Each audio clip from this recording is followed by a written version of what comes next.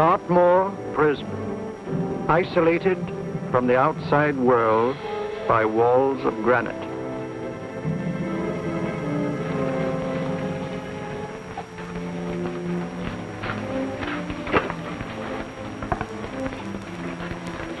They say you could get out of here by merely telling what you know.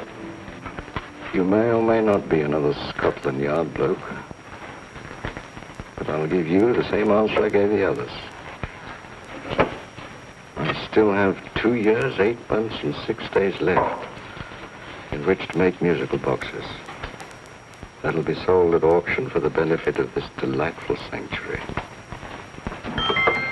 And I intend to serve them.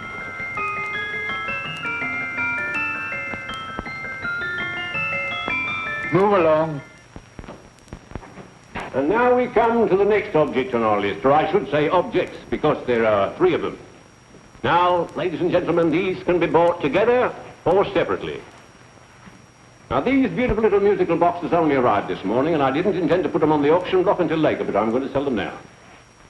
So, good friends, as our old pal Mark Antony used to say, lend me your ears. And what do you hear?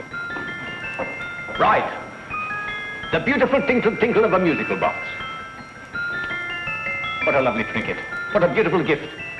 Created and made by loving hands. A thing of beauty and utility.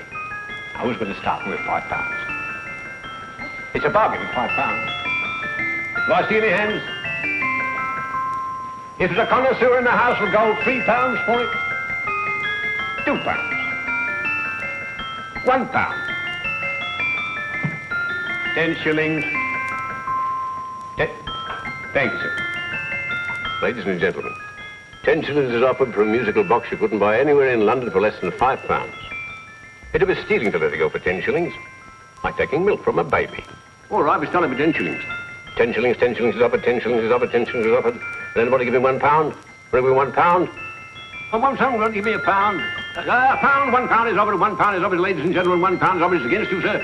Will you go to £2? Will you go to £2, sir? £2. £2 is offered. £2 is offered. Going once, twice, third and the last call. Sold to the gentleman for £2. Sorry, my dear. Now, ladies and gentlemen, comes the opportunity to purchase an exact duplicate of the beautiful little musical box just bought by this gentleman for the ridiculous low price of £2. Oh, it's exactly the same. Exactly the same. Made with the same hands. You hear that? Isn't that lovely? That tinkle, tinkle, tinkle, tinkle. Sounds like Bow Bells to me, you know, with little angels pulling on the ropes, eh? Who'll give me £2 for it? Who'll start me with £2? Will anybody start me with £2? Oh, come, ladies and gentlemen. You know, from your enthusiasm, we might all be in Scotland instead of London. Please buy it for me, Daddy. £2, certainly not. We all might be in Scotland. Besides, I don't like his manner. £1, 10 shillings. £1. £1 is ours. £1 is offered. £1 is offered, going £1. Any advance? Going once, going twice. The third and the last call. Sold to the lady for £1. Smart bidding, my dear. Thank you. We come to the third and last of these beautiful little musical boxes. Exactly the same. Tinkle, tinkle. Isn't that lovely? Ladies and gentlemen, I don't bring you here to gull you and swindle you. This is the exact replica of those 2 I just sold before.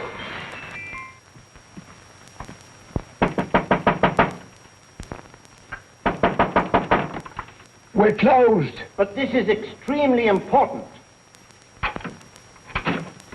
Come in, sir, come in. I'm sorry to disturb you, but I was unfortunately delayed from arriving in time to bid on certain articles which I was rather anxious to obtain. Or perhaps they weren't sold, sir. We are carrying several things over. What might the articles be, sir? 3 identical musical boxes, about so large. Oh, I'm sorry, sir, but they were sold. Pity you weren't here to bid on them. They didn't bring anything like the real value. I'm most anxious to obtain them. I wonder if your records would show who the purchasers were. Oh, we don't usually give out that information, sir. For certain, shall we say, sentimental reasons, I'm most anxious to get in touch with the purchasers. I'd be willing to pay, shall we say, £5. Well, for certain sentimental reasons, sir, we'd be very happy to oblige. Alfred, today's sale. The 3 musical boxes. Musical boxes, oh. Ah, here we are. The first purchase for £2 from Mr. Julian Emery, 52 Portman Square. Write these addresses down, Alfred. Yes, sir. Second didn't leave any name. Oh, how unfortunate. I think she's a dealer. You see, they don't like us to know where the things are going. On account of the profits. You say the second purchaser was a woman.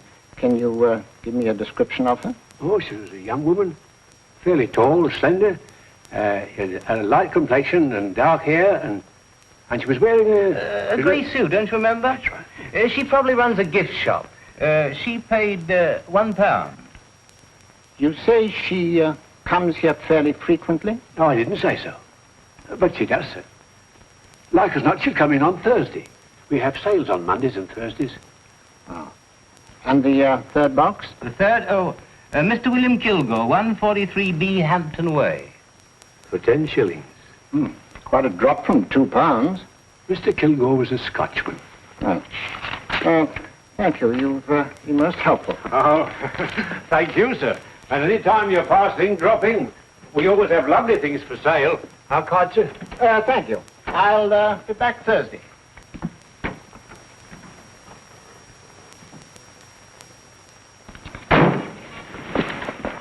The message reached us too late. Musical boxes are being sold. Well, let's get out of here.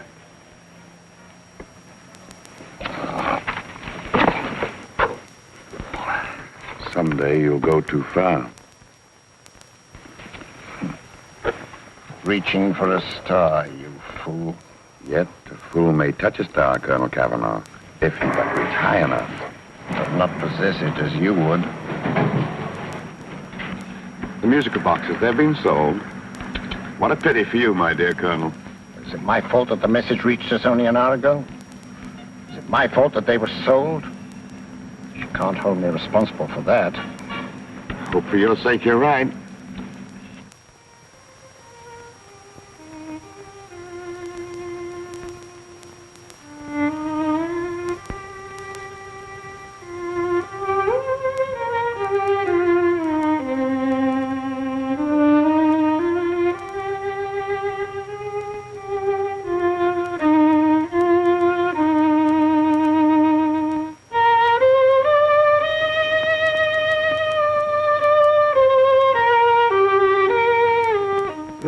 Upon you tonight at 7:45, a gentleman who desires to consult you upon a matter of the very deepest moment. Remember that letter, Holmes? It was written over 2 years ago. An interesting case, devilishly interesting. Irene Adler. What a striking-looking woman from the brief glance I had of her. Seems only yesterday. What charm. What poise, and what a mind. Sharp enough and brilliant enough to outwit the great Sherlock Holmes himself. I take it the new issue of the Strand magazine is out, containing another of your slightly lurid tales. Indeed. What do you call this one? I call it A Scandal in Bohemia. Not a bad title, eh? If you must record my exploits, I do wish you'd put less emphasis on the melodramatic and more on the intellectual issues involved. More on the What do you mean by that? Well, I do hope you've given the woman a soul. She had one, you know. By the woman, I suppose you mean Irene Adler. Yes. I shall always remember her as the woman.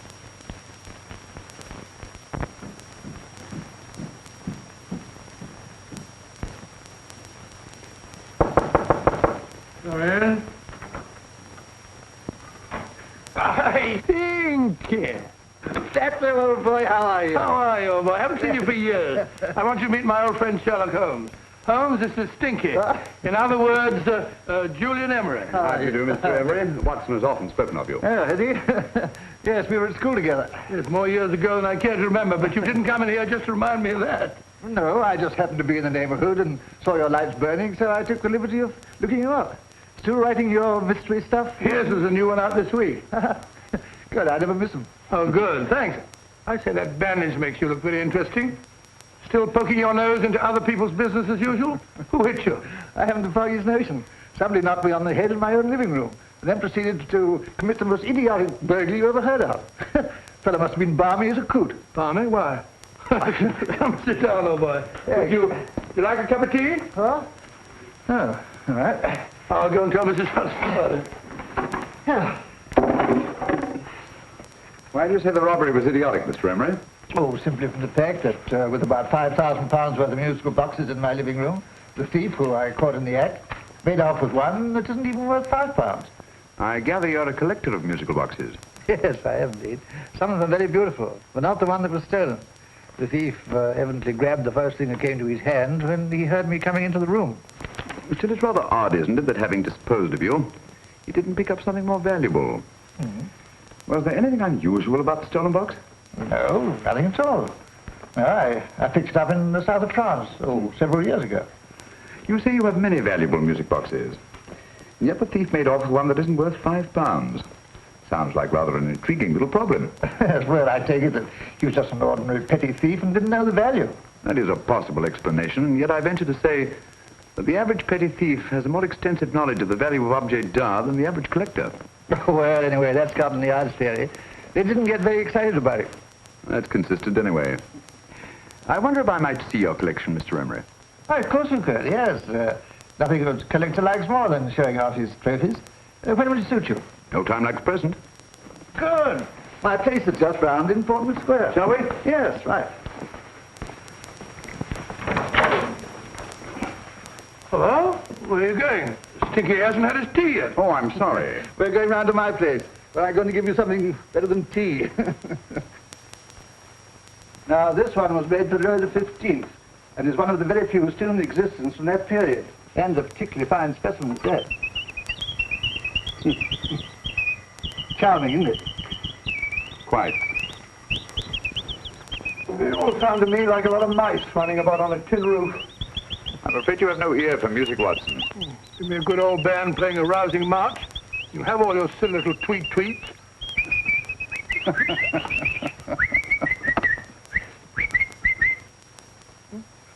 No room. This is me.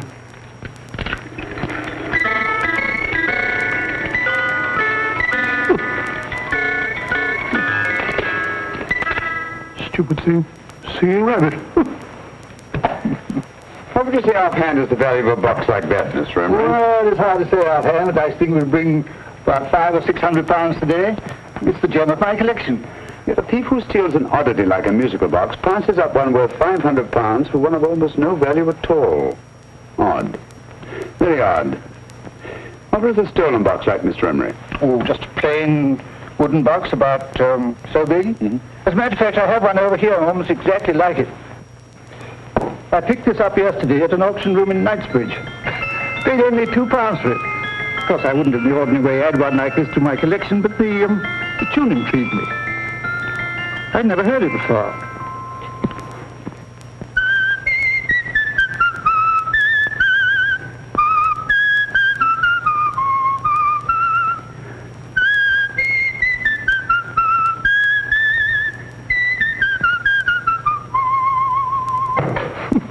You have a remarkable ear for music, Holmes. Rather an unusual melody. Sit down, Will. Thanks. You say you bought that box at an auction sale yesterday? Yes, the Gaylord auction rooms in Knightsbridge. Mm-hmm. Run by old, what's his name? Crabtree. That's the man. At what time was the robbery committed? Oh, about 3 o'clock this morning. You know, Mr. Emery, that box and the robbery might well be cause and effect, especially since you say that the stolen box outwardly resembles this one a great deal. And Scotland Yard were not particularly interested, eh? Oh, yes, but I wouldn't blame him for that, especially as I told him I was quite unable to describe the thief, except, of course, for the fact that it was definitely a man. All you remember is that you came in here and someone struck you on the head. Yes, and the next thing I knew, my man was trying to revive me. It might be wise for you to put that box away somewhere and lock it up. Oh, I don't think that's necessary. Besides, everything's insured. Well, at least if any further attempts at robbery are made, I'd suggest that you call the police, rather than running into any personal danger. Oh, come, Holmes, aren't you being a bit of an alarmist? Possibly. Oh, Mr. Gray, old Stinky. Seems to me you are making rather a mountain out of a molehill. Molehill is the word, old boy, and it's time you were in bed. Thanks so much for letting us see your place. Well, it's been glad meeting you. Holmes, I can't understand why you were so mysterious. Seems to me the petty thief explanation was the only sensible one. Really? I can't see how you can believe it was anything else. I didn't say I believed it to be anything else. The petty thief theory is the obvious one, I grant you. However, it's often a mistake to accept something as true merely because it's obvious. The truth is only arrived at by the painstaking process of eliminating the untrue. We are not able to do that in this case without further data. Rubbish, you're pulling my leg. You're trying to turn a tuppenny halfpenny robbery into an international plot. No, I'm not. I just hope that your friend Stinky is a little more cautious in the future. Just in case.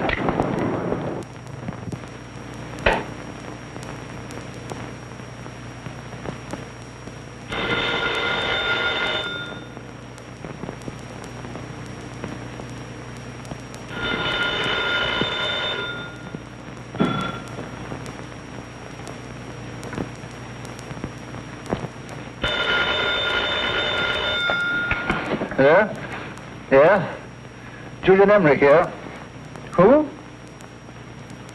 Of course I remember you, Mrs. Courtney. Yes, you're the one bright spot at that appallingly dull affair of Lady Sansa's. Huh? Of course it isn't too late to come round. Yes, I shall be delighted to give you a drink. I tell you what, come straight up and I'll leave the door unlatched. Right, 15 minutes? Good. I shall be counting each moment. No, I mean that, really. Right, goodbye.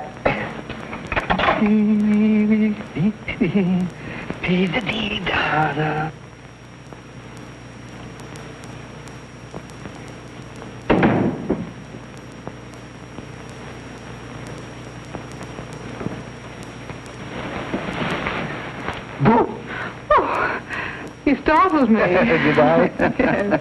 Must be the pixie in me. I know I shouldn't have called you so late, but I was at a party just around the corner, and I remembered your invitation to see your collection of musical boxes. My dear Mrs. Courtney, the pleasure is all the greater for being so unexpected. My friends call me Hilda. Thanks. Mine call me Stinky. Stinky, how quaint. Oh, what a perfectly wonderful collection of musical boxes. You know, when you told me you had a collection, I had no idea it was so attractive. Yes.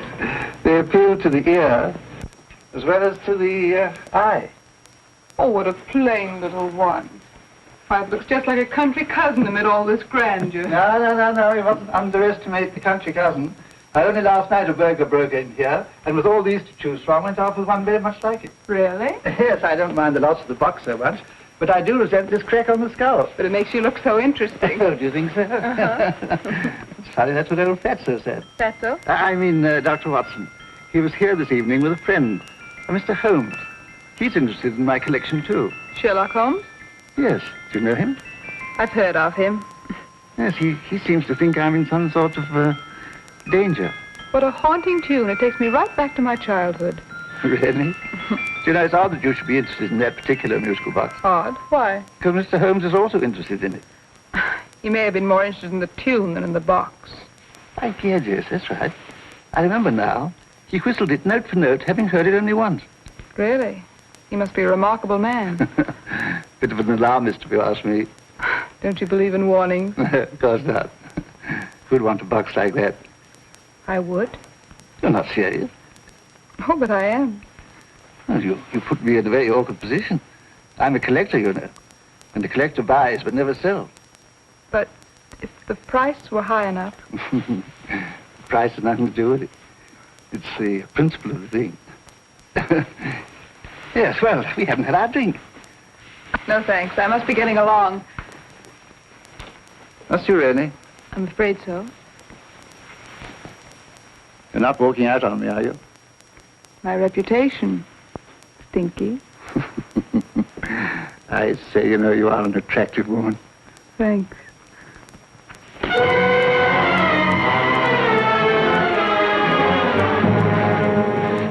You fool. I told you to wait outside. What did you have to kill him for? All I had to do was walk out with this. He held you in his arms. Don't touch him. Don't touch anything. Now get out. I'm sorry. You're sorry. What about me? This is murder. What about Scotland Yard? What about Sherlock Holmes? Now get out!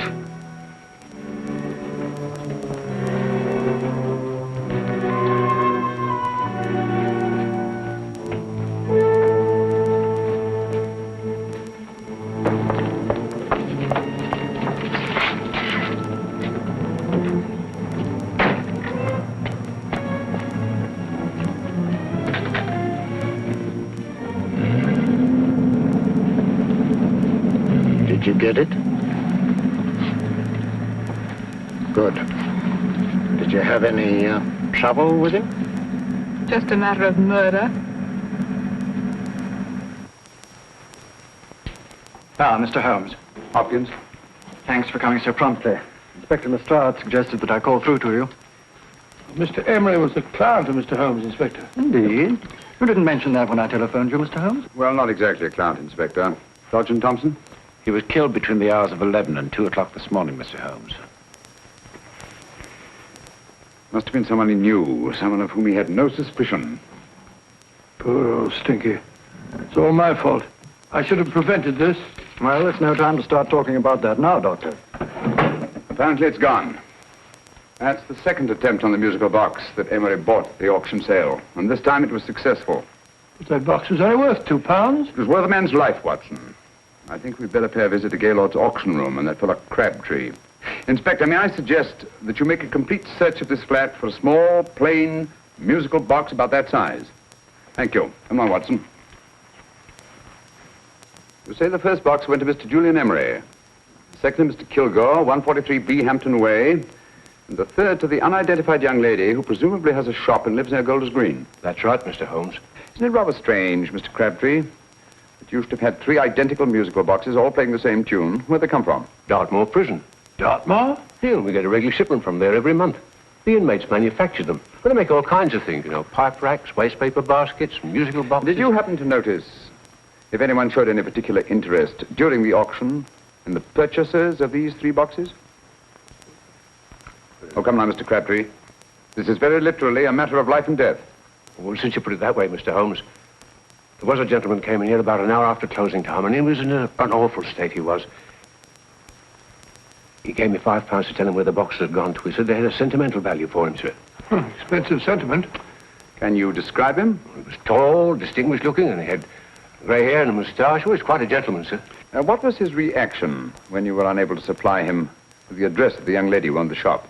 I told him the young lady usually come back on Thursday. He said he'd come back on Thursday. Now, that's tomorrow. Thank you, Mr. Crabtree. You've been very helpful. Thank you. Come along, Watson. Where are we going now, Holmes? To the home of Mr. Kilgore, the man who bought the 3rd box.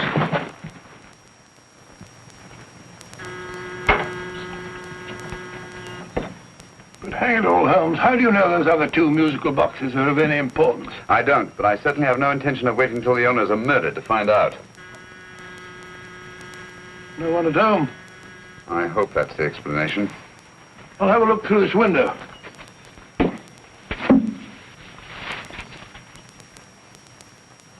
Doesn't seem to be anyone there. The whole place seems deserted as far as I can see. Yes. Mr. and Mrs. Kilgore at home? No. When do you expect them? Oh, in an hour or so. There's no use you're hanging about. They don't buy nothing from peddlers. Peddlers? My good woman, this is Mr. Sherlock Holmes. Sherlock Holmes? Oh, go on. Do you mind if we come in and wait? My business is rather urgent. Well, I've got to go out and do my shopping. And I don't know if Mrs. Kilgore would like any strangers nosing about. Quite all right, I assure you. Well, I've got to be off. It's too light in the parlor. And no smoking either. Mrs. Kilgore says it smells up the house. Funny old girl, Holmes.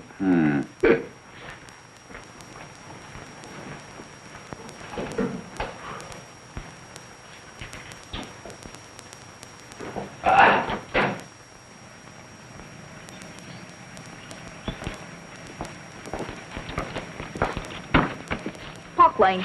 Park Lane? And what would the likes of you be doing in Park Lane? Now, don't worry about the fare, Ducky. If you know how to get to Park Lane, up it.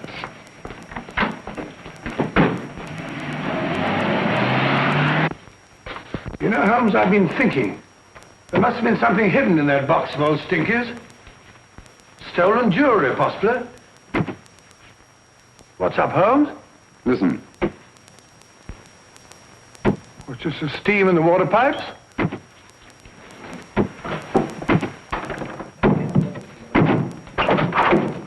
Watson! Great Scott! Come on, Holmes. Get on the chair here. It's all right, my dear. There. Now, don't worry. It's all over. There you are, dear. Don't cry anymore. She tied me up and shut me in the cupboard. I know. She won't come back. Did you show her your new musical box? Yes, she said she wanted to hear it play, and as soon as I showed it to her, she grabbed hold of me. I know. Now, don't worry. We'll buy you a new musical box. Yes, my dear, the best one in London. Watson. Oh, what a fool I've been. What do you mean, Holmes? She took the musical box out of this house in that market basket, right under our very noses. Why could the Kilgore charwoman want to take the music box? She isn't a Kilgore charwoman. She's a consummate actress. An extremely clever, unscrupulous woman who will stop at nothing. Take care of the child, will you, Wolfella, till our parents get back. Explain everything to them. Of course I will. But, Holmes, where are you going? Somewhere, somehow. I must get to the young lady who bought that third musical box before our opponents find out. I only hope that I won't be too late. Oh, no. No, darling, you mustn't cry anymore. Now, cheer up. Would you like to hear old Uncle make a noise like a duck?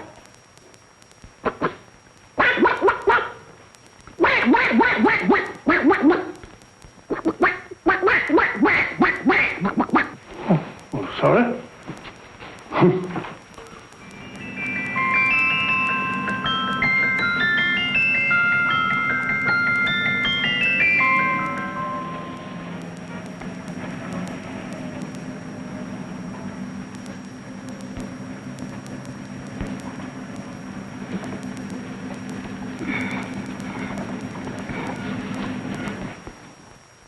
Now, ladies and gentlemen, how much am I offered for this beautiful lace Dresden china figurine?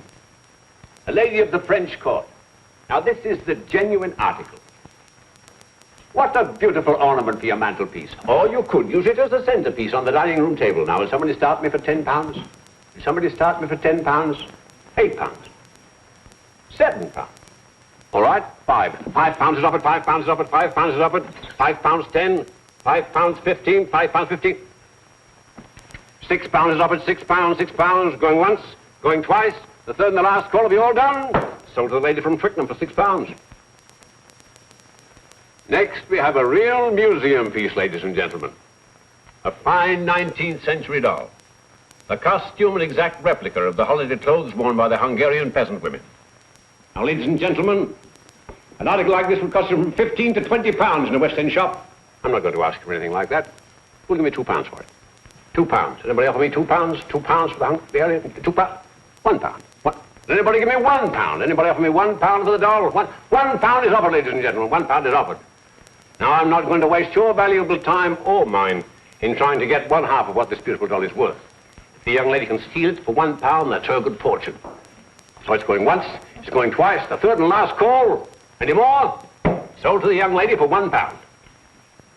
And now, ladies and gentlemen, may I draw your attention to something which may be a great surprise to you, worthy of any collection. The only other one like it is in the British Museum. It's a Ming vase of the 7th dynasty.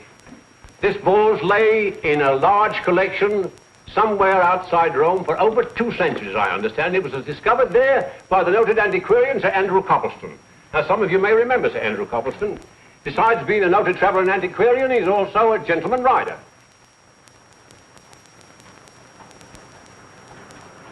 The girl with the parcel in her hands, that's her.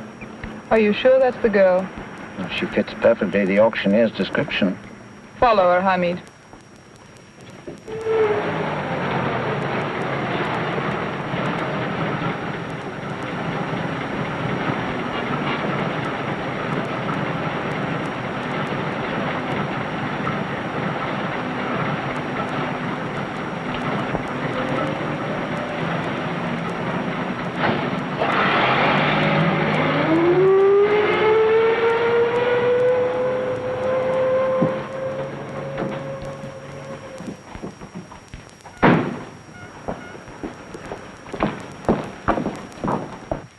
Lovely, dear. And only £1. We can get at least 3 for it. Easily. I'll go make some tea. I could do with a cup. Right. Good afternoon. Good afternoon. I'm looking for a birthday gift for a 7-year-old girl. What would you suggest? We have some lovely dolls. Now, this Hungarian I think she has enough dolls already.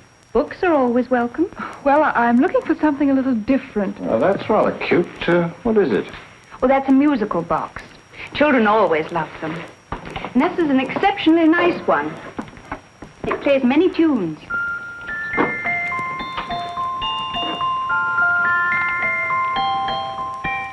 Have you any others? Yes.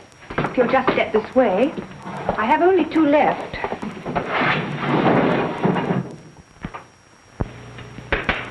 Oh, nice.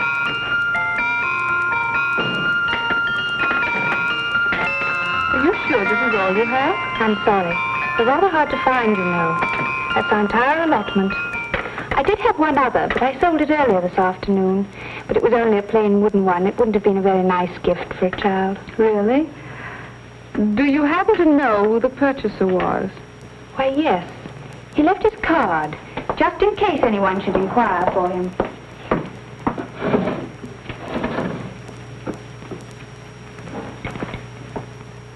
How interesting. I'm sorry, but I'm afraid I'll have to look a bit further. Thank you anyway. Good afternoon. Thank you.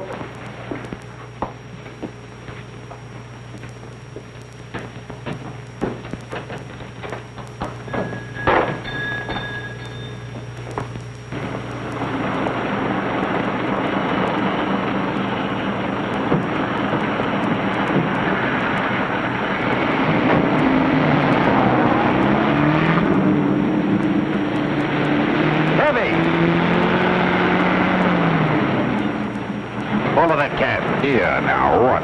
Scotland Yard. Hop in.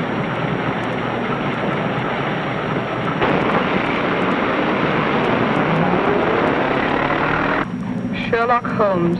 I might have known. We thought we were the hunters, instead of which we're the hunted. We've been fools. We played right into his hands.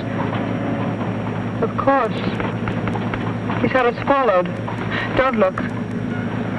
The man in front of the toy shop. Hamid. Turn sharp right at the next corner and again at the next.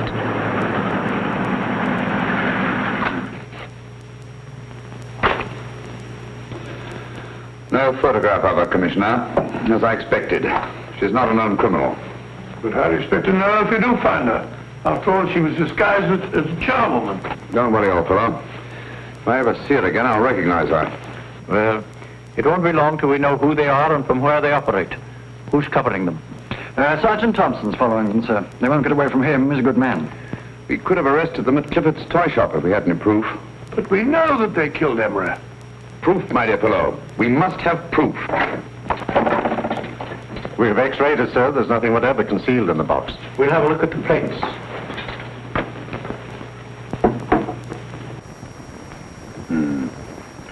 There must be some clue. And it's probably so obvious that we've all overlooked it. Seems to me we're up against a bunch of lunatics. Not lunatics, my dear fellow. Extremely astute, cold-blooded murderers. What can these little musical boxes have in them that's so important? Don't forget they were made in Dartmoor prison. You can smuggle stuff into prison, but not out. You want us to break the box apart, sir, to see if there's anything the x-ray hasn't caught? No, not yet. Do you mind if I take it? Certainly. Thanks.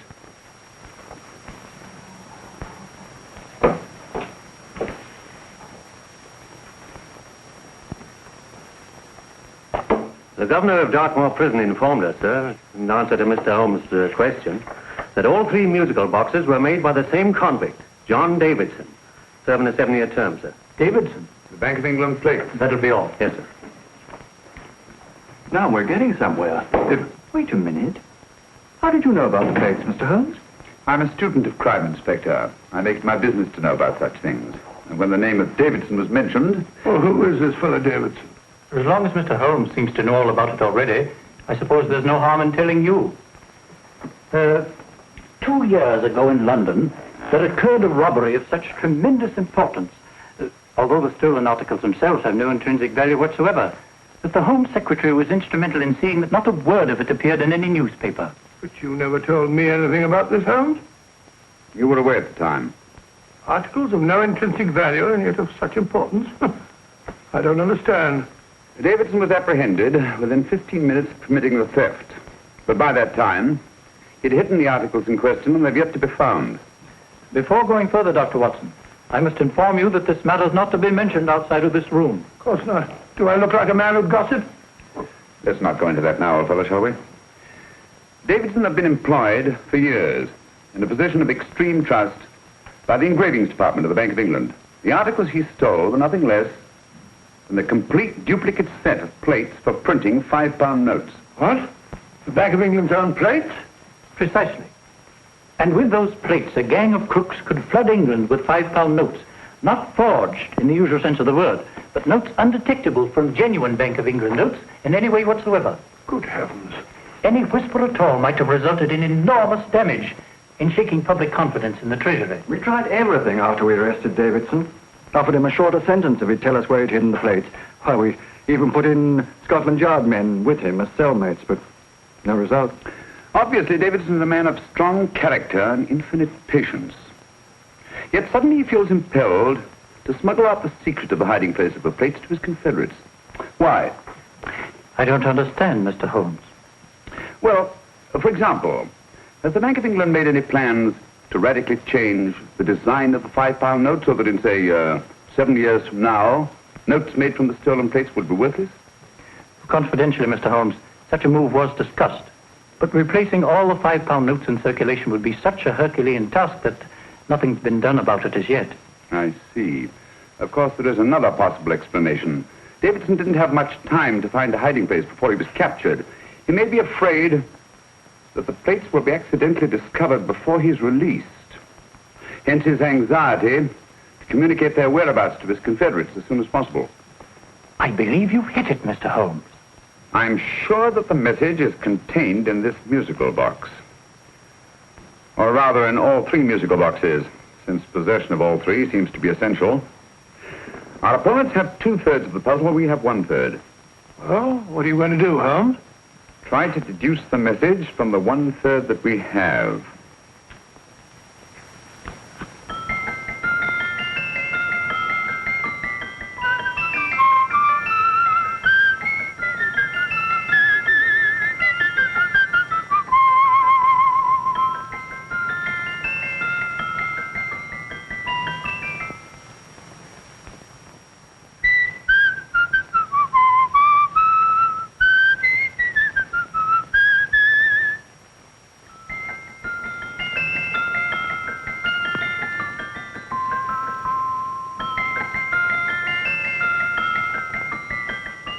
It's the same tune as the one played by Emery's musical box. And yet it's different. Sounds the same to me. The tune. Somehow the tune is the key to the mystery. It must be the tune. Otherwise, why use 3 musical boxes to convey the message? Why not collar boxes or shoe boxes? Yes? Oh. It's for you, Inspector. Oh, thank you, sir. Inspector Hopkins speaking. What? Where? Golders Green Station reports they've just found Sergeant Thompson's body. From the tire marks on his clothes, he was apparently run over by a taxi. What an unfortunate accident. Not an accident, my dear fellow. I'm afraid it's murder. You never know just who you're going to meet when you're walking down a busy London street. Mrs. Orchid, Mrs. Brown, any subject of the crowd. Oh, you never know just who you're going to meet. So you better hold your topper in your hand, just in case you meet a lady on the Strand. Girls will think you're kind of sweet, and your day will be complete. Oh, you never know just who you're going to meet. Now a gentleman is judged by his appearance. Yes, a gentleman is judged by how he talks. Now he's much better off when he's acting like a top, especially if he's taking him a walk. What on earth is this outlandish place? A rendezvous for actors. Actors? Buskers, old boy. You've seen them 1,000 times. Actors who entertain the queues, waiting outside theaters. You're gonna meet when you're walking down a busy London street. So you better wear your best, tell the time to look your best, 'cause you never know till you're gonna meet. Oh, you better keep your manners right in view. Just in case the lie you give the house you do. Keep your trousers in a pleat, shine your shoes and keep them neat, 'cause you never know just who you're gonna be. Blimey. Mr. Holmes. How are you, Joe? Never met him. And yourself? Fine, thank you. I want you to meet a friend of mine, Dr. Watson, Joe's sister. Oh, well, any friend of Mr. Holmes is a friend of mine. Hi, Joe. He did me a good turn once that I'll never forget. Yes, I cleared Joe of a most unpleasant charge. Murder, no less. Oh, really? By proving to the satisfaction of the police that he was busy at the time blowing open someone's safe. That's right, Governor. Good gracious me. Joe, now you can help me. Come on, buzz off, buzz off.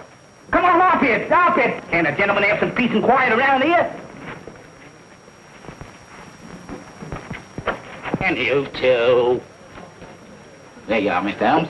Now we can have some peace and quiet around here. Thank you, Joe. There's £5 in this for you. Well, I wouldn't want to take it on myself, sir. But I can get somebody to do it for you for half of that. You don't know what the job is yet. For £5? Murder, ain't it? What? No, Joe, not murder, just music. I want you to identify a song for me. Oh, there ain't a song that's been written that I don't know. That's why I came to you. Of course, the violin is more my instrument, but, oh, well, here we go. Now listen to this, Joe.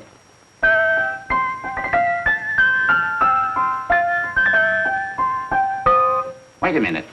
You're playing that wrong. That should be E natural, not E flat. You know the song? Oh, yes. It's an old Australian song called, The Swag Man. But you're playing it all wrong. That's what I hoped you'd say. Now listen again, Joe.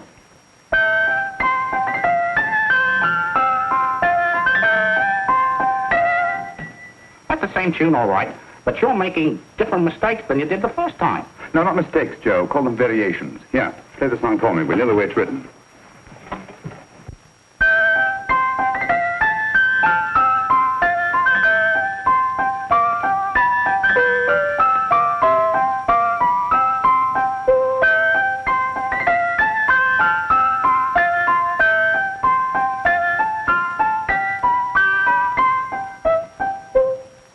Yeah. Thank you, Joe. What's it mean, Holmes? You onto something? Perhaps. I don't know yet. It's probably a code of some sort. Joe? Could you write the song down for me? The way it was originally written? Oh, sure, Mr. Holmes. But it'll take a few minutes. Mm-hmm. Here, Mabel. Pale ale. Come on, off to it. Along with it.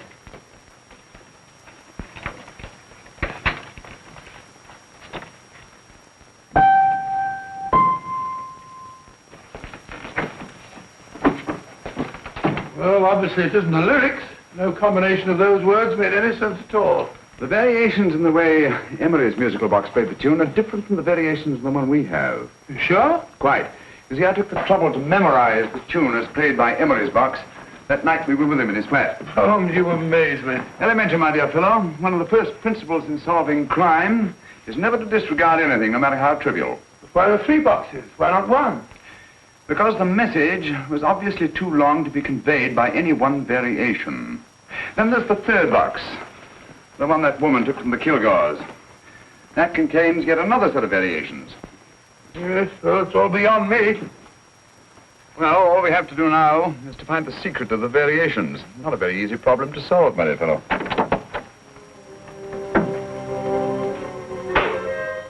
Hello. What's up? We've had company.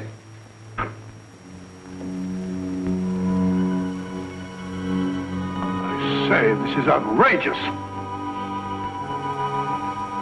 Ask Mrs. Hudson to come in here, will you? Right.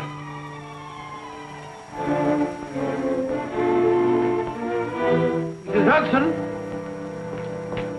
Yes? Oh, there you are. Will you come up here at once, please? Oh, coming, sir.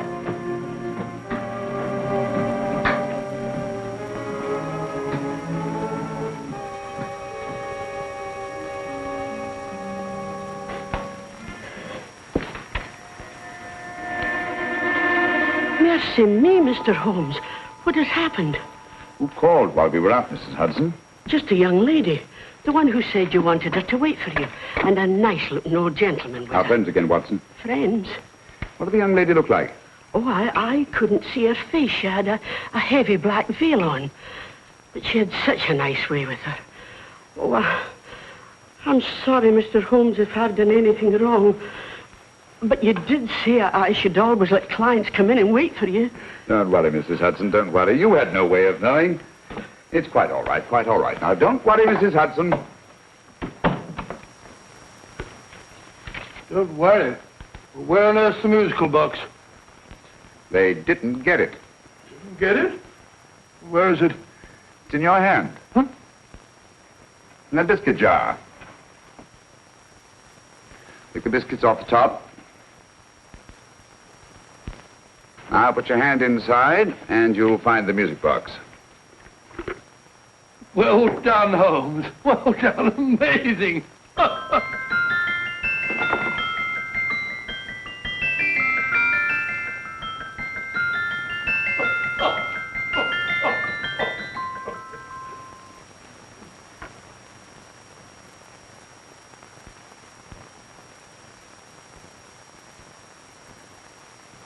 Whew. Nice fresh smell. Like a pub after closing time.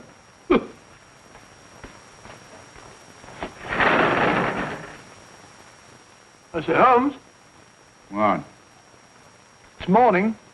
Allow me to congratulate you on a brilliant bit of deduction.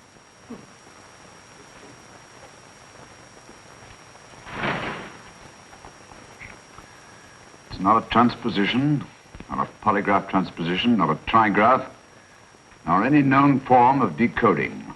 How about the Morse code? Have you tried that? Yes, at about 3 o'clock this morning. I'm sorry, old man. I was only trying to help.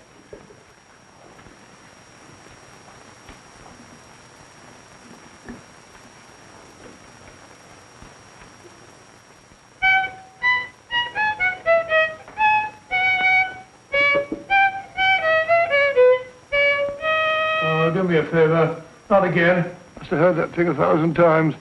Kept me awake all night.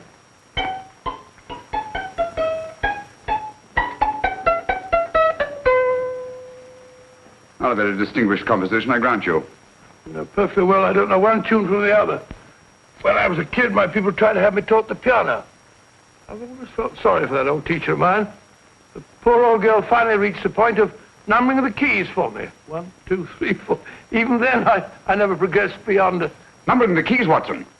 The 19th key of the keyboard is the 19th letter of the alphabet. S. Here. Write it down when I give it to you, old fellow, will you? First altered note. Write S first. Now, the 8th key is H. The 5th key, E. The 12th key, L. The 6th key, F. S-H-E-L-F. Shelf. Your piano lessons were not in vain, old fellow. You've solved it. Thank you. Thanks, old bean. Oh, Liz. We now have 2/3 of the message. Behind books, third shelf, secretary, Dr. S. Presumably, these are the first and second portions of the message. And this gang has the first and third parts of it. Precisely. Then it's a stalemate? Yes, Commissioner, but we can't leave it like that. There's no doubt in my mind that they'll try to secure our third of the message that's missing. Well, I assume you've taken every precaution to guard the Clifford music box. Oh, yes, it's carefully hidden at Baker Street with Dr. Watson on guard. However, I'm reasonably certain that, difficult as it may be, we can find the plates even without the missing part of the message. Behind books, third shelf, secretary, Dr. S. Well, outside of the fact that Davidson hid the Bank of England plate somewhere in London, Mr. Holmes, I don't see that we've progressed at all. Allow me to point out to you, sir, the key words, Dr. S. It looks as if the plates were hidden in the house of the doctor. Whether S stands for his first or last initial remains to be determined by a process of elimination. Well, there must be 10,000 doctors in London with S for a first or last initial. Precisely. And every one of them will have to be questioned in person. That's why I say this is a task for Scotland Yard. It's a task, all right. But Scotland Yard has searched worse haystacks and found the needle. Well, for the time being, I'll leave the matter in your hands, gentlemen. We'll call you if and when we get a lead on our mysterious Dr. S. In the meantime, I intend to follow up a little clue concerning a cigarette.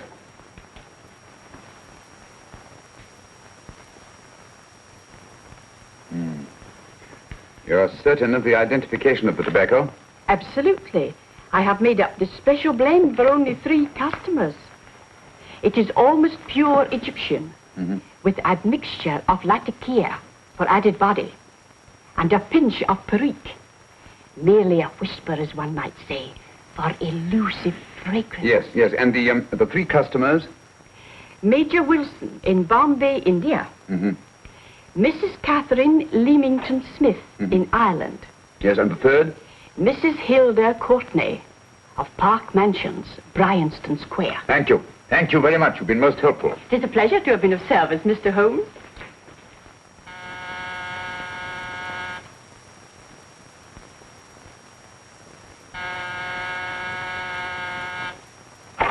Yes? Mrs. Courtney? Yes. My name is Sherlock Holmes. Oh, do come in. Thank you. I've heard of you, of course, Mr. Holmes. I believe we have a mutual friend in Sir Edward Brookdale. He's spoken to me of you quite often. Indeed. And to what good fortune am I indebted for this visit? I think you know Mrs. Courtney. Well, I did get a summons for speeding last week. But outside of that, I don't think I'm of any interest to the police. Oh, come now, Mrs. Courtney. You seem to forget that you and I have met before. I'm sorry. I'm sure I would have remembered meeting the great Sherlock Holmes. Please sit down. Thank you. You say we met before. Yes. At the home of Mr. and Mrs. Kilgore, 143B Hampton Road. Kilgore? I don't think I know anyone of that name. Well, I didn't say you knew them. As a matter of fact, you called on them when they were out. I don't understand, Mr. Holmes. Really? And you were dressed rather differently. Indeed. Cigarette? Thank you.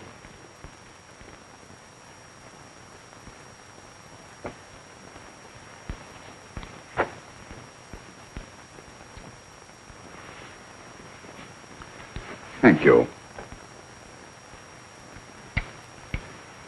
You know, Mrs. Courtney, people generally forget, in assuming a disguise, that the shape of the ear is an almost infallible means of recognition and identification to the trained eye. Evidently, you've mistaken me for someone else. Oh, no, not at all. Though naturally, I expected your denial. But when you paid your visit to my rooms at Baker Street, you carelessly left behind another identification. They're, identical, aren't they? Yes, I must admit they are. You see, Mr. Holmes, to catch one as clever as you, I had to use a very special lure. I knew you'd be unable to resist the bait of my cigarette, having read with great interest your monograph on the ashes of 140 different varieties of tobacco. I should advise you not to move, Mr. Holmes. I must congratulate you on your ingenuity, Mrs. Courtney. It was indeed a brilliantly designed trap. Thank you, Mr. Holmes. Praise from a master is indeed gratifying. I shall always cherish the memory of your flattering words. Memory? Precisely. I'm afraid these gentlemen have a most regrettable task to perform. Unless, of course, you care to turn over the missing musical box with your pledge to take no action against us in the future. I'm afraid that will be impossible. I thought that would be your answer. Hamid! Careful! Careful. There's no need to be unnecessarily rough with our distinguished guests.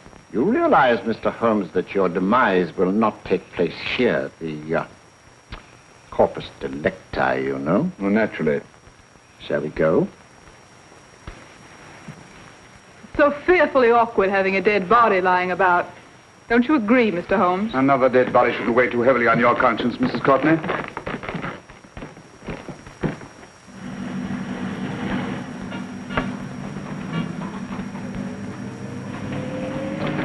You mind if I have a cigarette? Don't see why not.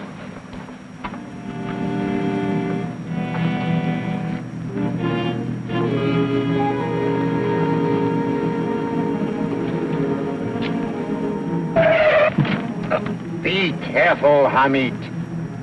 It's the brakes, they bind. Thank you, Colonel Kavanagh. It's very considerate of you.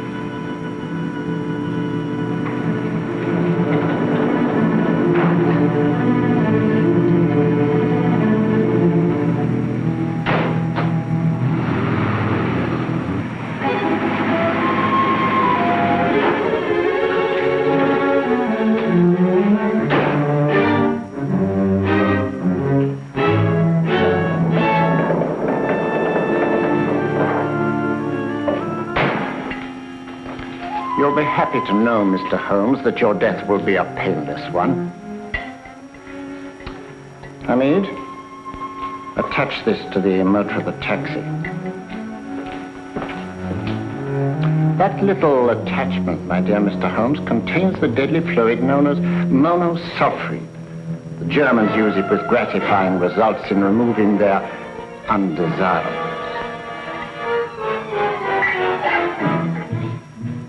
Start the motor.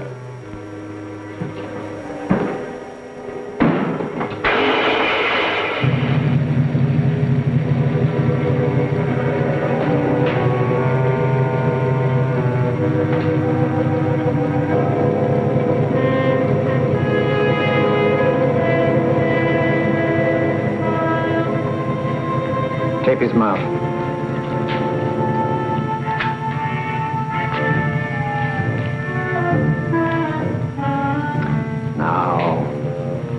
Up with him, Hamid.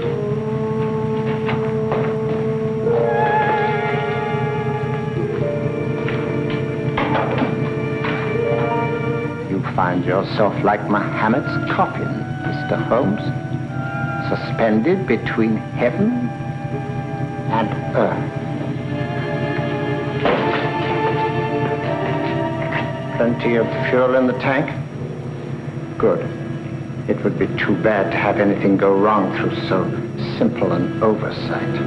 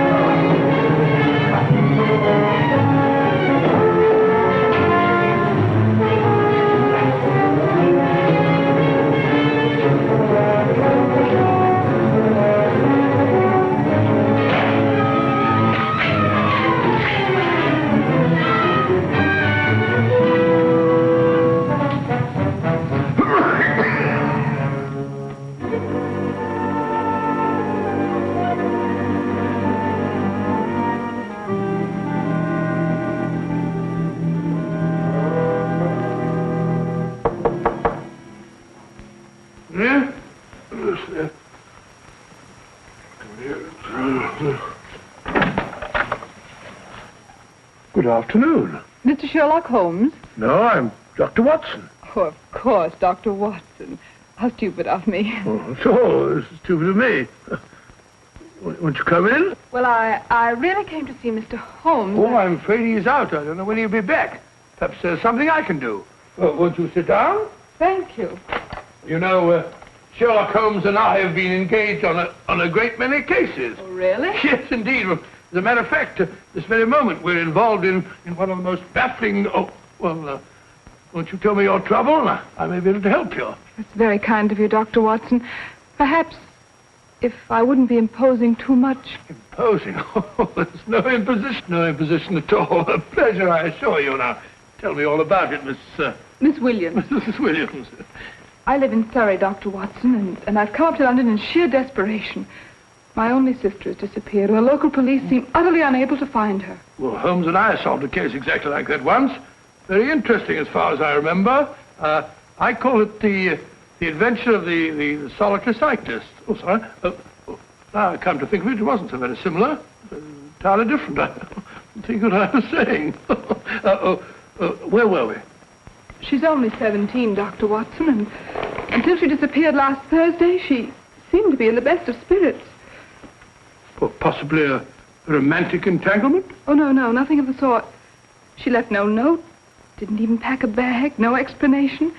She just started to walk to the village from our house in broad daylight and simply vanished from the face of the earth. Oh, there.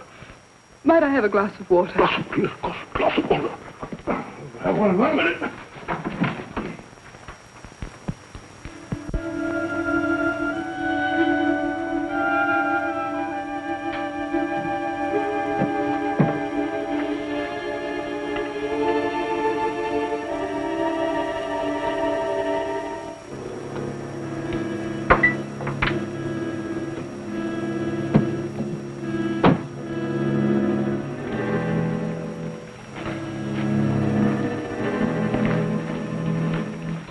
There you are, my dear. Thank you, Dr. Watson. No, you're not to cry anymore. You must pull yourself together. Oh, I feel much better already knowing that you're going to help me. Oh, Dr. Watson, look! Good heavens!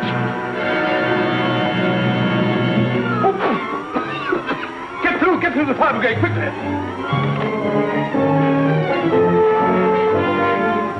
Haven't you a fire extinguisher? By Jove, we have in the kitchen.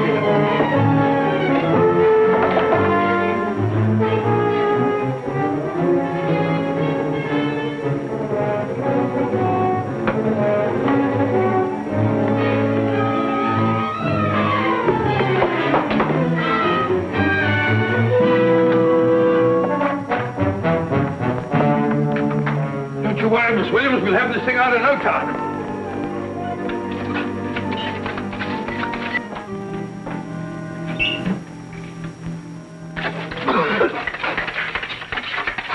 That's got it.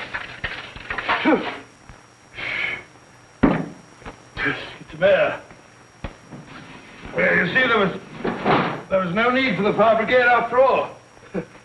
I hope you weren't too frightened, Miss Williams. Gone. That's the trouble with women. They always lose their heads in an emergency. Well...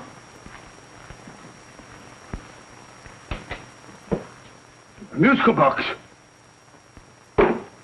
Great Scott! Miss Williams!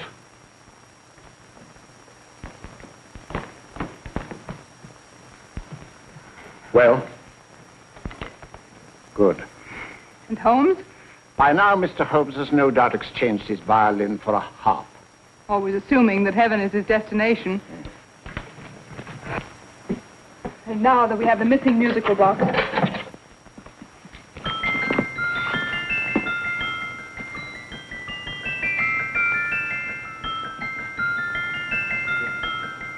Nineteenth note. 19th letter. Yes. He hasn't been there, you say? Holmes, where on earth have you been? I've been trying to get you at the club, at Scotland Yard, all over London. You're looking for me in the wrong places. Holmes, terrible things happened. I've been duped. That woman, she made a complete fool of me. Well, what do you mean? Well, she came here, let off a smoke bomb. I thought the whole place was on fire, and my first thought was to save the musical box. No need to say any more. She has the box. Yes. Don't blame yourself too much, old fellow. She's an extremely clever antagonist.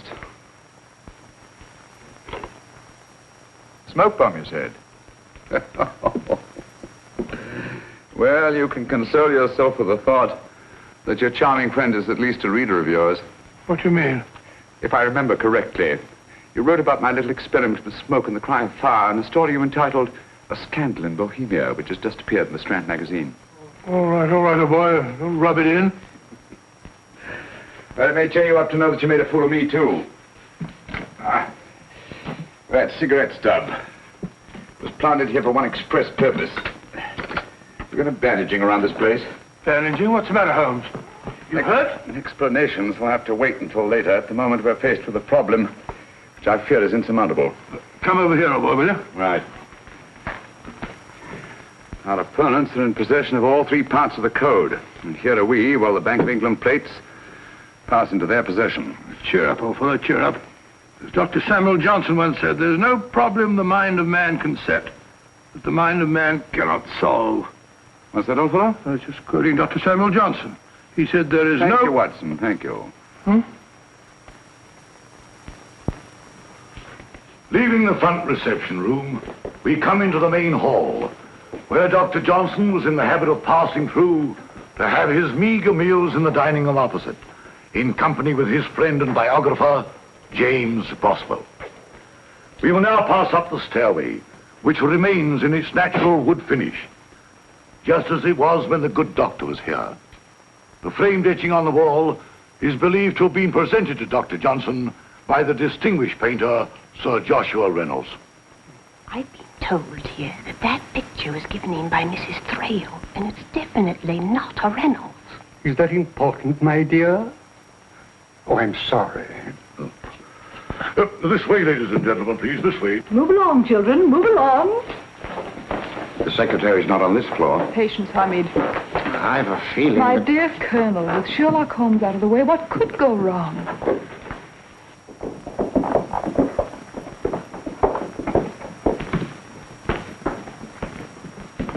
And here we have the Garrett Library, in which Dr. Johnson wrote his famous dictionary, and in which you will see also many of the great man's books and other items of interest. Step forward, ladies and gentlemen, please, step forward. Standing in the corner is the secretary, which contains many of the original works by the literary genius. On this table, Dr. Johnson's cat, Hodge, used to sleep while his master worked. A strange thing about this cat, ladies and gentlemen, was its love of oysters. They do say that the dear doctor often went hungry to find the cat that delicacy. What a pity. Now we will visit the grey room, which is immediately below us, in which you will see the very bed in which Dr. Johnson died. What did he die of? Gout. Just gout. This way, ladies and gentlemen. Mind the steps, please.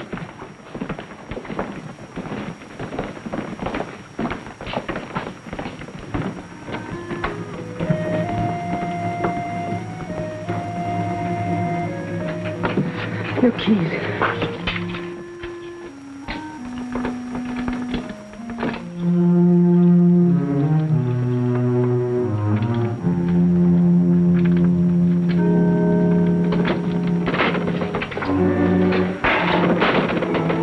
Third shelf up.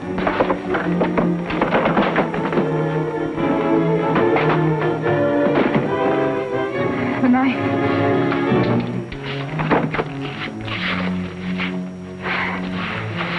Gentlemen, the Bank of England plates. Well, Mrs. Courtney, so we meet again. No, I shouldn't do that if I were you, Colonel Cavanaugh. I must congratulate you, Mr. Holmes. You're far more clever than I thought. Thank you, Mrs. Courtney. Praise from you is indeed gratifying. I shall always cherish the memory of your flattering words. Memory? Oh, thank you. And now I have a most regrettable task to perform.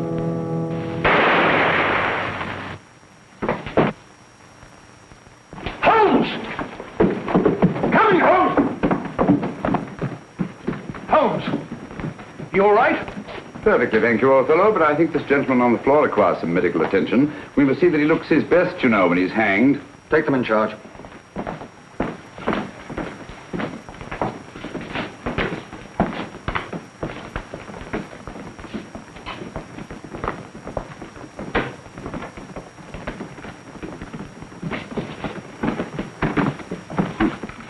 A brilliant antagonist. It's a pity her talents were so misdirected. Will you see that these plates are returned to the Bank of England, Inspector? I still don't understand how you solved it, Mr. Holmes. It's entirely due to Dr. Watson. He gave me the clue when he mentioned Dr. Samuel Johnson. Well, congratulations, Doctor. Oh, thank you, Inspector. I don't think I'd have done it entirely without Mr. Holmes' help, you know.